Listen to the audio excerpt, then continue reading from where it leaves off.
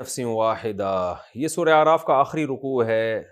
اللہ تعالیٰ، کیونکہ قرآن کا بیسک مقصد تو لوگوں کو عقیدہ توحید پہ لانا اور تاکہ لوگ سب ایک خدا کی عبادت کریں، اس کے حلال کو حلال سمجھیں، اس کے حرام کو حرام سمجھیں۔ تو اللہ تعالیٰ اس رکوع میں انسان سے ایک قسم کی شکایت کر رہے ہیں کہ اللہ اپنی قدرت سے تمہیں اولاد دیتا ہے، اور بہت سے لوگ اس اولاد کو اللہ کی طرف منسوب کرنے کے بجائے کہ اللہ نے دی ہے، اپنے باطل معبودوں کے کھاتے میں ڈال دیتے ہیں۔ اس کا تذکرہ اللہ نے کیا، هو الذی، اللہ وہ ذات ہے، خلقکم من نفس واحدہ، جس نے تمہیں ایک جان سے پیدا کیا، آدم سے، وجعل منہا زوجہا، اور اسی آدم سے اس کی زوجہ کو بنایا، لیسکن الیہا، تاکہ وہ آدم اس سے سکون حاصل کرے۔ تو انسان کی زوجہ کا بڑا مقصد اللہ نے کیا بنایا کہ مرد کو عورت کے ذریعے، زوجہ کے ذریعے بہت زیادہ دماغی سکون ملتا ہے۔ یہ اللہ کی نعمت، اس نعمت کا تقاضا یہ تھا کہ یہ جو نظام ہے، بیٹا اور بیٹی پیدا ہوتے ہیں، پھر بیٹے کی شادی، پھر بیٹی کی شادی، اور پھر آگے نسل چلتی ہے، یہ تو سب اللہ کے احسانات ہیں۔ تو اس پورے پروسیس کی نسبت اللہ کی طرف کی جائے، لیکن اللہ شکایت کرتے ہیں، فلما تغشاہا، پس جب وہ جان اس زوجہ کو ڈھانپ لیتی ہے۔ اب بظاہر تو ایسا لگ رہا ہے گویا آدم علیہ السلام کی بات ہو رہی ہے کہ جب آدم نے زوجہ کو، یہ کنایہ ہے اصل میں جمع سے، قرآن ہم بستری اور جمع کی باتوں کا صراحتاً تذکرہ نہیں کرتا، کنایتاً تذکرہ کیا کہ اب لگا ایسا رہا ہے جیسے آدم علیہ السلام کی بات ہو رہی ہے کہ آدم نے جب حوا کو ڈھانپ لیا اور حملت حملا خفیفاً، اور ان کو تھوڑا سا خفیف حمل، بوجھ محسوس ہوا۔ پہلے زمانے میں الٹرا ساؤنڈ اور یہ سب چیزیں نہیں تھیں، عورت کو پتہ نہیں چلتا تھا کہ واقعی میرے حمل ہے یا نہیں ہے۔ جب تک حمل میں بوجھ پیدا نہیں ہو جاتا تھا، اس وقت تک میاں بیوی کو یقین نہیں آتا تھا۔ قرآن کہہ رہا ہے فلما تغشاہا، جب اس نے ڈھانپ لیا، حملت حملا خفیفاً، بوجھ اٹھایا اس زوجہ نے، اس عورت نے معمولی سا، فمرت بھی، اور اسی بوجھ کے ساتھ وہ چلتی رہی، یعنی اس نے اس کو نظر انداز کیا کہ پتہ نہیں بچہ ہے یا نہیں ہے۔ لیکن فلما اثقلت، جب وہ بوجھل ہو گئی اور اس کو یقین ہو گیا کہ میرے پیٹ میں بچہ ہے، تو خوشی ہونے لگتی ہے ان کو۔ تو کیا خوشی؟ دعوا اللہ ربہما، دونوں مل کے اللہ کو پکارتے ہیں۔ پہلے زمانے میں مس کیریج بہت زیادہ ہوا کرتا تھا، پہلے زمانے میں حمل ضائع ہونے کے خطرے بہت زیادہ تھے، بچہ ٹھہرنے کے بعد بھی یقین نہیں ہوتا تھا کہ نارمل بچہ ہوگا یا یہ حمل ضائع ہو جائے گا۔ تو پھر لوگ اللہ سے دعائیں مانگنا شروع کرتے تھے۔ کیا دعائیں مانگتے تھے؟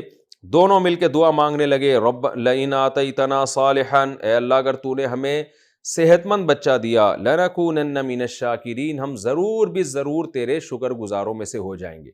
اس کو کہتے ہیں صنعت استخدام۔ یہ بھی ایک بلاغت کا قاعدہ ہے کہ درمیان کی چیزوں کو قرآن حذف کر دیتا ہے۔ اب واقعہ چل رہا تھا کہ اللہ نے آدم کو بنایا، آدم سے ان کی زوجہ کو بنایا، پھر جب اس مرد نے عورت کو ڈھانپ لیا، تو یہاں آدم علیہ السلام مراد نہیں ہے، بلکہ یہ درمیان میں پورا ایک واقعہ حذف ہے جو بالکل بدیہی ہے، اس لیے اللہ نے حذف کر دیا کہ جب اللہ نے آدم سے ان کی زوجہ کو بنایا اور آدم کو زوجہ کے پاس سکون ملا، آدم علیہ السلام زوجہ کے پاس گئے، ان سے ان کی اولاد چلی، پھر اولاد در اولاد ہوتے ہوتے یہاں تک نوبت پہنچی کہ وہی مرد جب عورت کو ڈھانپتا ہے، یعنی اپنی زوجہ کے ساتھ جمع کرتا ہے، تو نتیجہ یہاں تک پہنچا کہ بہت سے لوگ ایسے پیدا ہو گئے کہ پہلے تو اللہ سے دعائیں مانگ رہے ہیں کہ اللہ تو نے ہمیں نیک صالح اولاد دے دی تو ہم تیرا شکر ادا کریں گے، لیکن جب اللہ نے ان کو اولاد دی تو بجائے اللہ کا شکر ادا کرنے کے مختلف طریقوں سے شرک کرنے لگے۔ کسی نے کہا کہ میں چونکہ مزار پہ گیا تھا اس لیے مجھے یہ اولاد ملی ہے، کسی نے کہا فلاں بابے سے میں نے سر پہ ہاتھ رکھوایا تھا اس کی وجہ سے یہ اولاد ملی ہے، کسی نے کیا کہا، یہاں تک کہ مشرکین مکہ تو بچوں کے نام عبد الشمس ایسے نام رکھنا شروع کر دیے انہوں نے کہ فلاں موقع پہ یہ واقعہ ہوا تھا تو اس کو شمس کی طرف، یعنی سورج کی طرف منسوب کر دو، سورج کا بندہ ہے یہ۔ تو اس کو کہتے ہیں صنعت استخدام، کہ قرآن نے درمیان کا نا پورا وہ پروسیس حذف کر دیا، کیونکہ یہ تو بالکل بدیہی بات ہے کہ آدم علیہ السلام سے شرک نہیں ہو سکتا۔ حضرت عبداللہ بن عباس رضی اللہ عنہ سے بھی اس آیت کی تفسیر میں یہی منقول ہے کہ یہ جو قرآن آگے ذکر کر رہا ہے کہ فلما تغشاہا، جب مرد نے عورت کو ڈھانپ لیا، تو اس سے مراد ہرگز آدم علیہ السلام نہیں ہے، بلکہ آدم علیہ السلام کی اولاد مراد ہے۔ تو بعض چیزیں بدیہی ہوتی ہیں تو قرآن ان کو اختصاراً ذکر کر دیتا ہے، اس کو زیادہ ڈیٹیل میں نہیں جاتا قرآن۔ اب میں دوبارہ اس آیت کا ترجمہ کرتا ہوں، سمجھ میں آئے گا انشاءاللہ۔ هو الذی خلقکم من نفس واحدہ، وہ اللہ وہ ذات ہے جس نے ایک جان سے تمہیں پیدا کیا، وجعل منها زوجہا، اسی سے ان کی زوجہ کو بنایا تاکہ وہ مرد اپنی زوجہ سے یعنی آدم اپنی زوجہ سے سکون حاصل کریں۔ فلما تغشاہا، لیکن جب وہ مرد جو آدم سے پیدا ہوا ہے یعنی اس کی جنس مراد ہے، وہی نفس جو اللہ نے پیدا کیا تھا جس کو مرد کہا جاتا ہے، وہی اس کی جنس مراد ہے، اس جنس کی طرف زمین لوٹ رہی ہے۔ وہی نفس جب اپنی زوجہ کو ڈھانپ لیتا ہے تو کیا ہوتا ہے؟ حملت حملا خفیفا، اس زوجہ کو ایک حمل ہوتا ہے، بوجھ اٹھاتی ہے معمولی سا، فمرت بھی، اور اسی بوجھ کے ساتھ چلتی رہتی ہے۔ اسے نہیں پتا ہوتا کہ میرے پیٹ میں اللہ نے میرے لیے اولاد لکھ دی ہے۔ فلما اسقلت، لیکن جب وہ بوجھ بھاری ہوتا ہے، دعوا اللہ، تو اللہ کہتے ہیں انہی میں ایسے لوگ پیدا ہوتے ہیں کہ میاں بیوی مل کے اللہ سے دعا مانگنے لگتے ہیں۔ کیا دعا مانگتے ہیں؟ لئن آتیتنا صالحا، اے اللہ اگر تو نے ہمیں، جیسے ہمیں اب امید ہو گئی اولاد کی تو پتہ نہیں یہ حمل ضائع ہو جائے گا، معذور بچہ پیدا ہوگا، اگر تو نے ہمیں صحت مند بچہ دے دیا، لنکونن من الشاکرین، ہم ضرور شکر گزاروں میں سے ہو جائیں گے۔ یعنی اب تک تو یہ کسی کو درمیان میں بابے کو نہیں لے کر آ رہے، کسی بت کو نہیں لے کے جا رہے، لات منات اور عزا کو نہیں درمیان میں لا رہے، ان کو پتہ ہے یہ اللہ کی قدرت ہے، اب تک تو اللہ کو پکار رہے ہیں۔ لیکن ہوتا کیا ہے؟ فلما آتاہما صالحا، جب اللہ نے ان کو نیک اولاد دے دی، یعنی روحانی اعتبار سے صالح یا جسمانی اعتبار سے، دونوں داخل ہو سکتے ہیں، جب اللہ ان کو صحت مند بچہ دے دیتا ہے، جعل لہ شرکاء، تو یہ دونوں میاں بیوی اللہ کے لیے شریک ٹھہرانے لگتے ہیں۔ تو ساری دنیا کے میاں بیوی ایسے نہیں کرتے، یہ بات بار بار قرآن میں بیان کر چکا ہوں کہ قرآن جب کہتے ہیں نا یہ لوگ ایسا کرتے ہیں، تو ساری دنیا کے سارے لوگ مراد نہیں ہوتے۔ جیسے جگہ جگہ آیا ہے کہ یہ لوگ کہتے ہیں کہ آخرت نہیں ہے، حالانکہ سارے کافر تھوڑی کہتے تھے آخرت نہیں ہے، بہت سارے کافر مانتے تھے آخرت کو، آج بھی مانتے ہیں، لیکن قرآن قالو کہہ کے سب کی طرف نسبت کرتا ہے۔ تو وجہ اس کی یہ کہ یہ بات اتنی بدیہی ہے کہ سب کو پتہ ہے کہ سب یہ نہیں کہتے، تو بہت سی چیزیں جو بدیہی ہوتی ہیں اس میں بار بار اس کو ڈیفائن کرنے کی ضرورت نہیں رہتی۔ میں اس کی ایک مثال دیتا ہوں نا، آپ ڈاکٹر کے پاس گئے، آپ کو بخار تھا، آپ نے کہا ڈاکٹر صاحب کن چیزوں سے پرہیز کرنا ہے؟ ڈاکٹر نے کہا جی ٹھنڈے پانی سے اور چاول سے پرہیز کرنا ہے۔ آپ نے کہا صرف ان دو چیزوں سے؟ ڈاکٹر نے کہا صرف ان دو چیزوں سے۔ پھر آپ نے پوچھا واقعی صرف دو چیزوں سے پرہیز کرنا ہے؟ ڈاکٹر نے کہا ہاں جی، صرف ٹھنڈا پانی نہ پئیں، چاول نہ کھائیں اور کھٹا میٹھا بھی نہ کھائیں، کھٹا بھی نہ کھائیں، بس صرف ان تین چیزوں سے پرہیز کرنا ہے۔ بار بار صرف کا لفظ ڈاکٹر سے آپ نے استعمال کروایا اور گھر آ کے آپ زہر کھا رہے ہیں، تو اور آپ مرنے لگے۔ تو ڈاکٹر کو فون کیا گیا، ڈاکٹر کو بلایا، ڈاکٹر کہے گا بھئی آپ نے زہر کیوں کھا لیا؟ آپ کہیں گے ڈاکٹر صاحب آپ نے کہا تھا صرف بار بار آپ نے صرف کا لفظ اضافہ کیا تھا کہ تین چیزوں سے پرہیز کرنا ہے، اس میں زہر کا تو تذکرہ ہی نہیں تھا۔ تو ڈاکٹر کیا کہے گا؟ بھئی یہ جو میں نے صرف کہا ہے نا کہ صرف ان تین چیزوں سے، یہ وہ صرف مراد ہے جس کے بارے میں مجھے خطرہ تھا کہ تم کھا لو گے۔ زہر کون پاگل کھاتا ہے؟ تو صحت مند آدمی نہیں کھاتا، بیمار کے لیے تو اور زیادہ زہر ہے یہ۔ تو ہم عام کلام میں بھی بہت سی چیزیں ایسی ہوتی ہیں جو بالکل بدیہی ہوتی ہیں، لہذا ان کا بار بار کلام میں تذکرہ نہیں کرتے کیونکہ اس سے کلام کا حسن خراب ہوتا ہے۔ تو قرآن تو بلاغت کی کتاب ہے، اور قرآن کا جو چاشنی ہے اور قرآن کی جو بلاغت ہے وہ تو انتہا کو پہنچی ہوئی ہے۔ تو اس لیے قرآن بھی بار بار بعض کا لفظ استعمال نہیں کرتا کہ بعض لوگ یوں کہتے ہیں تو لیکن بعض اس کے برخلاف کہتے ہیں۔ قرآن کہتے ہیں قالو، کافر یوں کہتے ہیں، تو سب کو پتہ ہے بعض کافر کہتے ہیں۔ تو یہاں بھی ایسا ہی ہے، قرآن کہتا ہے جب مرد عورت کو ڈھانپ لیتا ہے، اب ظاہر ہے اس مرد میں بہت سارے مرد مراد ہیں اور بہت سارے اس سے خارج ہیں، اور پھر جب اولاد ہوتی ہے تو دونوں مل کے دعا مانگ رہے ہوتے ہیں، تو دونوں جوڑے جو ایسا کرتے ہیں وہ مراد ہیں۔ یعنی اللہ شکایت کر رہے ہیں انسان سے کہ ہونا تو سب کو توحید پرست چاہیے تھا، لیکن دیکھو میں نے ایک آدم اور حوا سے پیدا کیا تمہیں، میری قدرت ہے، تمہارے سکون کے لیے تمہاری بیوی کو بنایا، میری قدرت ہے، اسی سکون حاصل کرنے کے لیے تم اس کے پاس جاتے ہو، اس سے ہم بستری کرتے ہو، یہ میری قدرت ہے، اس کے نتیجے میں حمل ٹھہرتا ہے، یہ میری قدرت ہے۔ لیکن ہوتا کیا ہے؟ میاں بیوی دونوں مل کے جب اولاد پیدا ہوتی ہے کسی اور کے کھاتے میں ڈال دیتے ہیں، مزار سے آئی ہے، فلاں نے دی ہے، فلاں جو ہے نا ہم نے فلاں قبر پہ سجدہ کیا تھا یا فلاں بت کا چڑھاوا کیا تھا، جیسے ہندو کر رہے ہوتے ہیں۔ تو یہ اللہ شکایت کر رہے ہیں دو میاں بیوی کا تذکرہ کر کے، تو اس سے مراد دو میاں بیوی نہیں ہیں بلکہ وہ لوگ ہیں جو عام طور پہ ایسا کرتے ہیں۔ تو جب یہ آیتیں نازل ہوئیں تو زیادہ تر دنیا یہی کر رہی تھی، توحید پرست دنیا میں بہت تھوڑے تھے، تو یہ شکایت کا ایک انداز ہے۔ قرآن کہتا ہے فلما آتاہما صالحا، جب اللہ ان دونوں کو نیک اولاد دے دیتا ہے، جعل لہ شرکاء فیما آتاہما، تو جو اولاد اللہ نے ان کو دی ہے اس میں اللہ کا شریک بنانے لگتے ہیں، اللہ کے علاوہ کی طرف نسبت کرنے لگتے ہیں۔ فتعالی اللہ عما یشرکون، پس اللہ بلند ہے اس شرک سے جو یہ لوگ کرتے ہیں۔ آگے اللہ کے بیان کر رہے ہیں کہ جن معبودوں کی طرف تم اولاد کی نسبت کرتے ہو، اس بھگوان نے دی ہے ہمیں یہ اولاد، اس بت نے دی ہے، تو اللہ کہتے ہیں تم ان کی کنڈیشن تو دیکھو، یہ تمہیں کیسے دے سکتے ہیں اولاد۔ ایشرکون ما لا یخلق شیئا، کیا یہ لوگ شریک کرتے ہیں ایسی ذات کو لا یخلق شیئا، جنہوں نے کچھ بھی پیدا نہیں کیا۔ اولاد تمہیں دے دینا تو دور کی بات، انہوں نے تو کچھ بھی نہیں بنایا ہے۔ تو پتھروں کے بت جن کو عرب پوجا کرتے تھے وہ تو ایسے ہی تھے، انہوں نے تو کچھ بھی نہیں بنایا۔ وَهُمْ يُخْلَقُونَ، بلکہ یہ خود بنائے جاتے ہیں، ان کو انسان اپنے ہاتھوں سے ان بتوں کو تراشتے ہیں۔ وَلَا يَسْتَطِيعُونَ لَهُمْ نَصْرًا، اور یہ جو پتھر کے بنے ہوئے بت ہیں جن کی طرف مشرکین اولاد کی نسبت کرتے ہیں کہ ہم نے فلاں بت کا چڑھاوا کیا تھا، جیسے ہندو مندروں میں جا کے چڑھا رہے ہوتے ہیں نا، پتہ نہیں کیا کیا چڑھا رہے ہوتے ہیں، اور پھر کہتے ہیں یہ اولاد دے گا اور یہ کاروبار میں برکت دے گا یا فلاں دے گا۔ بت پرستوں کی زیادہ نفی ہے اس آیت میں۔ تو اللہ فرماتے ہیں کہ وَلَا يَسْتَطِيعُونَ لَهُمْ نَصْرًا، یہ خود اپنی مدد نہیں کر سکتے۔ اگر تم ان کو توڑ پھوڑ کرو جیسے ابراہیم علیہ السلام نے کی تھی، تو یہ خود اپنے آپ کو نہیں بچا سکتے۔ وَلَا يَسْتَطِيعُونَ لَهُمْ نَصْرًا، یہ ان لوگوں کی مدد بھی نہیں کر سکتے۔ وَلَا أَنفُسَهُمْ يَنصُرُونَ، اور نہ خود اپنی مدد کر سکتے ہیں۔ یعنی لوگوں کی مدد تو دور کی بات، جب تم ان کو مارو گے پیٹو گے یہ اپنا دفاع نہیں کر سکتے۔ وَإِن تَدْعُوهُمْ إِلَى الْهُدَىٰ، اگر تم ان کو سیدھا راستہ دکھاؤ گے، لا يَتَّبِعُوكُمْ، تو یہ فالو نہیں کر سکتے۔ آگے آیت میں آ رہا ہے اس لیے فالو نہیں کر سکتے کہ ان کو تمہاری بات سمجھ میں ہی نہیں آ رہی ہوگی۔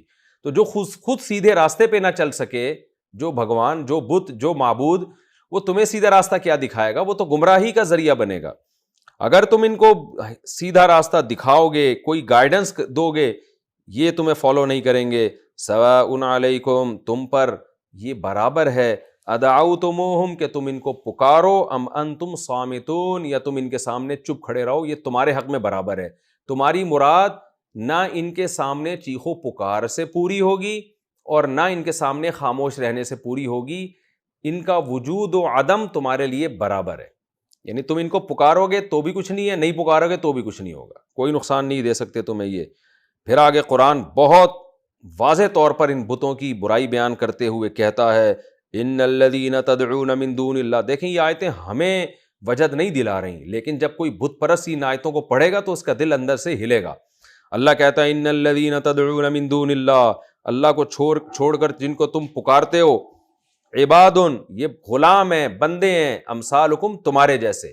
تو تمہاری طرح کے عباد ہیں، عبد کی جمع بندے ہیں، غلام ہیں۔ اللہ جیسے تم پر اللہ کی مرضی چلتی ہے، ان پر بھی اللہ کی مرضی چلتی ہے۔ جتنے تم عاجز اتنے یہ بھی عاجز، بلکہ تم سے بھی زیادہ عاجز ہیں۔ تو جیسے دوسرے مقام پہ آتا ہے فَادْعُوهُمْ، پس تم ان کو پکارو، یہ تمہارے جیسے ہیں، تم ان کو پکارو، فَلْيَسْتَجِيبُوا لَكُمْ، ان کو چاہیے تمہاری پکار کا جواب دیں۔ جیسے ہم کسی کو سمجھا رہے ہوتے ہیں نا، بھائی یہ تیرا کام نہیں کر سکتا، اگر چل ٹھیک ہے اس کو کہہ کے دیکھ تو، اور اس کو چاہیے کر کے دکھا دے تیرا کام۔ تو بالکل یہی انداز اللہ نے اختیار کیا ان بتوں کے بارے میں کہ فَلْيَسْتَجِيبُوا لَكُمْ، ان کو چاہیے کہ تمہاری پکار کا جواب دیں۔ چپ کیوں بیٹھے ہیں یہ؟ ان کنتم صادقین، اگر تم اپنے دعوے میں سچے ہو، تم اگر یہ سمجھتے ہو کہ یہ معبود ہیں، ان کے پاس اختیارات ہیں، تو پھر تم ان کو پکارو، ہم بھی تو دیکھیں کیا تمہاری پکار کا یہ جواب دیتے ہیں، اور ان کو بھی چاہیے کہ تمہاری پکار کا جواب دیں۔ أَلَهُمْ أَرْجُلٌ يَمْشُونَ بِهَا، اللہ فرماتے ہیں کیا ان کے پاؤں ہیں جن سے یہ چل سکتے ہیں؟ یہ یمشون بہا اس لیے کہا کہ پاؤں تو ہوتے ہیں، بعض دفعہ بتوں کے پاؤں بھی ہوتے ہیں، آنکھ بھی، ناک بھی، اس لیے قرآن نے کہا ایسے پاؤں ہیں جن سے یہ چل سکیں۔ أَلَهُمْ أَرْجُلٌ، کیا ان کے ایسے پاؤں ہیں، یمشون بہا، جن کے ذریعے یہ چل سکیں، أَمْ لَهُمْ أَيْدٍ يَبْطِشُونَ بِهَا، کیا ان کے ایسے ہاتھ ہیں جن کے ذریعے یہ پکڑ سکیں یہ کسی چیز کو، أَمْ لَهُمْ أَعْيُنٌ يُبْصِرُونَ بِهَا، کیا ان کی ایسی آنکھیں ہیں جن سے یہ دیکھ سکیں، أَمْ لَهُمْ آذَانٌ يَسْمَعُونَ بِهَا، کیا ان کے ایسے کان ہیں جن سے یہ سن سکیں۔ نبی صلی اللہ علیہ وسلم جب یہ آیتیں پڑھتے تھے، آپ سوچیں وہ لوگ جو صدیوں سے بیت اللہ کے اندر 360 بت رکھتے ہوں اور ان بتوں کے نام پہ جانیں قربان کر دیتے ہوں، ان پر یہ آیتیں بجلی بن کے گرتی تھیں آیتیں۔ تو اللہ یہی کہہ رہے ہیں کہ جن کو تم نسبت کرتے ہو نا کہ ان بتوں نے ہمیں اولاد دی ہے، تو ان بتوں کی حالت تو دیکھو، یہ تمہیں کہاں سے اولاد دیں گے؟ اولاد تو وہ اس نے دی ہے جس نے آدم کو اور حوا کو پیدا کیا، پھر ان میں ملاپ کا جذبہ رکھا اس نے، پھر اس ملاپ کے نتیجے میں نسل در نسل پیدا ہوتی چلی جا رہی ہے۔ تو اللہ کہتا ہے ام لہم آذان یسمعون بہا، کیا ان کے ایسے کان ہیں جن سے یہ سنتے ہیں؟ قل، اے نبی کہہ دیجئے، ادعوا شرکاءکم، تم اپنے شرکا کو پکارو، ثم کیدونی، پھر سب مل کے میرے خلاف تدبیر کرو، ولا فلا تنظرون، اور مجھے مہلت بھی نہ دو۔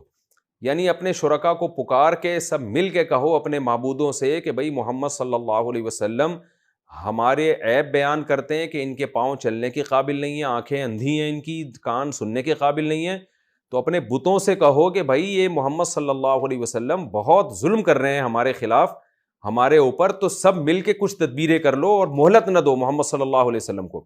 تو اے نبی آپ خود ان کو چیلنج کر دیں، کیا مطلب؟ کچھ بھی نتیجہ نہیں نکلے گا، یہ بت مسٹنڈوں کی طرح پھر بھی دیکھتے رہیں گے، بس یعنی ایسا لگے گا جیسے دیکھ رہے ہیں، حقیقت میں دیکھ بھی نہیں رہے ہوں گے۔ تو اے مشرکو، تم جاؤ اپنے بتوں سے جا کے کہو کہ محمد صلی اللہ علیہ وسلم بہت کچھ تمہارے خلاف بول رہے ہیں، اب کچھ تو کرو نبی کے خلاف، اور مہلت بھی نہ دو۔ تو اے نبی آپ ان سے کہہ دیجئے کہ یہ کام تم کر لو اپنی تسلی کے لیے، لیکن میرا کچھ بھی نہیں بگڑے گا۔ کیوں؟ ان ولی اللہ، میرا دوست اللہ ہے، الذی نزل الکتاب، جس نے کتاب کو نازل کیا ہدایت کے لیے، جو ایسی باتیں بیان کر رہا ہے، اور تم جن معبودوں کو مانتے ہو وہ تو تمہیں گائیڈ ہی نہیں کر رہے ہیں۔ اس خدا کا کیا کرنا ہے جو ہمیں سیدھا راستہ نہ دکھائے، یہ نہ بتائے کہ میں کن چیزوں سے خوش ہوتا ہوں، کن چیزوں سے ناراض ہوتا ہوں، کچھ بولتا ہی نہیں ہے وہ خدا، تو اس خدا کو میں کیسے فالو کروں؟ میں تو اس خدا کو فالو کروں گا جو بتاتا ہے اپنے بارے میں، اپنا انٹروڈکشن کرواتا ہے، جس نے آسمان سے کتاب نازل کی، تو کمپیئر کر کے دیکھ لو کس کا خدا اچھا ہے۔ آج ہم بھی مشرکین سے کہتے ہیں، ہندوؤں سے کہتے ہیں ہمارا خدا وہ ہے جس نے اسلام دیا، پیغمبروں کو بھیجا، حلال حرام بتایا، ہمیں ماں باپ کا احترام بتایا، صلہ رحمی کے طریقے بتائے، وراثت کے مسائل بتائے، ایک ایک چیز میں ہمیں گائیڈ کیا۔ تم جن بھگوانوں کو مانتے ہو وہ کیا گائیڈنس کر رہے ہیں، کیا ہدایت دے رہے ہیں تمہیں؟ آگے قرآن کہتا ہے وَهُوَ يَتَوَلَّى الصَّالِحِينَ، میں اس خدا کو مانتا ہوں جس نے کتاب کو نازل کیا اور وہ نیک لوگوں کو دوست بھی رکھتا ہے۔ وَالَّذِينَ تَدْعُونَ مِن دُونِهِ، اور جن کو اللہ کو چھوڑ کر تم پکارتے ہو، لَا يَسْتَطِيعُونَ نَصْرَكُمْ، وہ نہ تمہاری مدد کی طاقت رکھتے ہیں، وَلَا أَنفُسَهُمْ يَنصُرُونَ، نہ اپنی مدد کر سکتے ہیں۔ اسی مضمون کو دوبارہ دہرایا گیا، وَإِن تَدْعُوهُمْ إِلَى الْهُدَىٰ، اگر تم ان کو ہدایت کی طرف بلاؤ گے، پہلے کیا کہا تھا؟ وہ تمہیں فالو نہیں کریں گے، اب اس سے بڑھ کے کہا جا رہا ہے لا يسمعوا، وہ تمہاری بات سنیں گے ہی نہیں، ان کو سنائی نہیں دے گا کہ تم کیا کہہ رہے ہو۔ وَتَرَاهُمْ يَنظُرُونَ إِلَيْكَ، اور اے مخاطب تو ان بتوں کو دیکھے گا کہ یہ تیری طرف دیکھ رہے ہیں، وَهُمْ لَا يُبْصِرُونَ، حالانکہ وہ دیکھ نہیں رہے ہوں گے، کیونکہ آنکھیں بٹن کی طرح لگی ہوئی ہوتی ہیں، اس سے ایسا لگ رہا ہوتا ہے کہ یہ تمہیں دیکھ رہے ہیں، لیکن حقیقت تم بھی جانتے ہو کہ یہ دیکھ نہیں رہے ہوتے۔ قرآن یہ جو اتنی بات کرتا ہے نا ان بتوں کے بارے میں بیان کرتا ہے کہ ممکن ہے کسی کو اشکال ہو کہ یہ تو اتنی واضح باتیں ہیں، تو اللہ کیوں ان بتوں پہ ایسے رد کر رہے ہیں؟ تو 2 اور 2 4 کی طرح باتیں ہیں کہ یہ بت نہ دیکھ سکتے ہیں نہ سن سکتے ہیں۔ تو اصل بات یہ ہے کہ یہ بات تو بالکل واضح ہے، لیکن جب دنیا گمراہی میں پڑی ہوتی ہے تو اس بیکار بات کو بھی ہائی لائٹ کرنا پڑتا ہے۔ ہم نے دیکھا ہے بڑے بڑے علماء کسی باطل پر اس لیے رد نہیں کرتے کہ اس کی دلیل بہت کمزور ہوتی ہے، لیکن جب وہ لوگوں میں پھیل جاتا ہے، لوگ اس کو فالو کرنا شروع کر دیتے ہیں، تو مجبوراً اس کی غلط دلیل کو بیان کر کے اس پہ رد کرنا پڑتا ہے۔ تو اس لیے قرآن بتوں کا تذکرہ اس لیے کر رہا ہے، اس لیے نہیں کر رہا کہ یہ بت جو تھا انہوں نے واقعی کنفیوژن میں ڈالا ہوئے لوگوں کو اور ان کے برحق ہونے کے دلائل ہیں اور ان دلائل پہ قرآن ڈیبیٹ کر کے ثابت کر رہے ہیں۔ تو بالکل 2 اور 2 4 کی طرح واضح ہے کہ انسان جس پتھر کے بت کو اپنے ہاتھ سے تراشتا ہے وہ نفع اور نقصان کا مالک نہیں ہو سکتا، لیکن قرآن اس حقیقت کو بیان اس لیے کر رہا ہے کہ لوگ اس کو بہرحال نفع نقصان کا مالک سمجھ رہے تھے، اور عرب جن کے ہاتھ میں قیادت آنی تھی وہ 360 بتوں کی عبادت کر رہے تھے، اس لیے قرآن اس کو بیان کرتا ہے۔ آگے اللہ تعالیٰ فرماتے ہیں نبی سے خذ العفو، اے نبی آپ عفو کو لازم پکڑ لیں، کیونکہ آپ جب دلائل کے انبار لگا رہے ہیں آپ کو رسپانس پھر بھی پازیٹیو نہیں ملے گا، اور پھر بھی یہ دھمکیاں ملیں گی، تو ایسا نہ ہو آپ جذباتی ہو کہ غصہ نکالنا شروع کر دیں۔ اس کا کیا نقصان ہوگا کہ آپ ابھی کمزور ہیں، تھوڑے سے لوگ آپ کے ساتھ ایمان لے کر آئے ہیں، مشرکین طاقت اور قوت میں ہیں۔ اگر آپ نے غصے کا اظہار کرنا شروع کر دیا، درگزر سے کام نہ لیا اور ان کی ہٹ دھرمی میں آپ نے بھی غصہ دکھانا شروع کر دیا، تو نقصان اسلام کا ہوگا۔ اس لیے آپ نے برداشت کرنا ہے۔ دلائل آپ کے بہت مضبوط ہیں اور ان کے پاس کوئی دلیل نہیں، لیکن پھر بھی ان کی طرف سے بہت ری ایکشن ہوگا، تو غصہ آنا ایک نیچرل اور فطری عمل ہے، لیکن آپ کو غصہ جاری کرنے کی اجازت نہیں ہے۔ خُذِ الْعَفْوَ، آپ نے عفو سے کام لینا ہے، وَأْمُرْ بِالْعُرْفِ، اور نیکی کا حکم دیتے رہنا ہے، یعنی اپنی تبلیغ میں آپ لگے رہیں۔ وَأَعْرِضْ عَنِ الْجَاهِلِينَ، اور جاہلوں سے اعراض کریں۔ جو بیہودہ اعتراضات آ کے کرتے ہیں ان کو اگنور کریں، اپنا کام، اپنے دلائل کا کام پہنچانا جو ہے وہ آپ کرتے رہیے۔ وَإِمَّا يَنزَغَنَّكَ مِنَ الشَّيْطَانِ نَزْغٌ، اور کبھی شیطان کی طرف سے کوئی نزغ ہو جائے، کوئی وسوسہ آ جائے، شیطان آپ سے کوئی غلطی کرا دے، تو شیطان پیغمبروں سے گناہ نہیں کروا سکتا لیکن خلاف اولیٰ کام کروا سکتا ہے۔ تو یہاں کیا مطلب ہے، کبھی آپ کو غصہ آ جائے اور غصے میں آپ ایسی بات کہہ دیں جو مصلحت کے خلاف ہو، یہ نیچرل ہے، انسان کو غصہ آ جاتا ہے، تو آپ سے برداشت نہ ہو اور آپ ایسا کام کر دیں جو مصلحت کے خلاف ہو۔ یہ مطلب ہے کہ اگر شیطان آپ کو وسوسہ ڈال دے، یہ مطلب ہے اس آیت کا، کیونکہ پیغمبروں سے نافرمانی والا کام شیطان نہیں کرا سکتا۔ یہ مضمون بہت ساری صحیح حدیث میں آیا ہے، اس کو میں بیان کرنے کی ضرورت محسوس نہیں کرتا، بس قرآن کہتا ہے اگر آپ پر کبھی شیطانی کوئی وسوسہ آ جائے، شیطان کا تصرف ہو جائے جس سے آپ خلاف اولیٰ کام کر لیں، فاستعذ باللہ، تو اللہ تعالیٰ کی پناہ مانگیں، انہ سمیع علیم، وہ سننے والا اور جاننے والا، یعنی توبہ استغفار کر لیں اور آئندہ کے لیے اللہ سے پناہ مانگیں۔ کیوں اللہ تعالیٰ اصول اور ضابطہ بیان کرتے ہیں، ان الذین اتقوا، جو بھی پرہیزگار لوگ ہیں، جب بھی شیطان کی طرف سے ان کو کوئی وسوسہ آتا ہے یا شیطان ان سے کوئی غلطی کرا دیتا ہے، تذکروا، انہیں نصیحت حاصل ہو جاتی ہے، فاذا ھم مبصرون، اچانک وہ بصیرت والے ہو جاتے ہیں، یعنی ان کو احساس ہوتا ہے ہم سے غلط ہو گیا ہے، تو توبہ استغفار کرتے ہیں۔ تو یہ پرہیزگار آدمی کی علامت ہے۔ اس سے پتہ چلا پرہیزگاری یہ نہیں ہے کہ کبھی غلطی ہو ہی نہیں، پرہیزگاری یہ ہے غلطی ہو